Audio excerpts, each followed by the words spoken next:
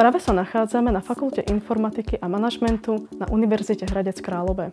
V rámci projektu EDICH poskytujeme malým a stredným firmám kurz, ktorý je zameraný na komplexné pochopenie softvéru Blender a predstavuje tak účastníkom jak základné, tak aj pokročilé techniky 3D modelovania. V úvode kurzu je čas venovaný na hlbšie porozumenie rozhrania programu Blender a jeho funkciám. Následne prináša dôležité znalosti pre vytváranie 3D objektov, tvorbu materiálov pre tieto objekty, nastavenie scén, ich prelinkovanie a podobne. Takéto scény potom účastník správne nasvedcuje, nastavuje tam kameru, vyrenderuje alebo vyexportuje do požadovaného formátu. Výstupom kurzu nie je len osvojiť si základné technické aspekty programu Blender, ale pochopiť aj počítačovú grafiku ako celok.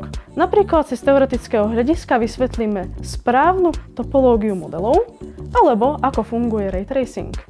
Nech už je vašim cieľom tvorba osobných projektov alebo projektov pre komerčné účely, kurz vám umožní premeniť nápad v reálny 3D výtvor. Náš kurz je vďaka projektu EDICH pre malé a stredné podniky cenovo veľmi výhodný vďaka využitiu dotácií. V prípade záujmu nás neváhajte kontaktovať.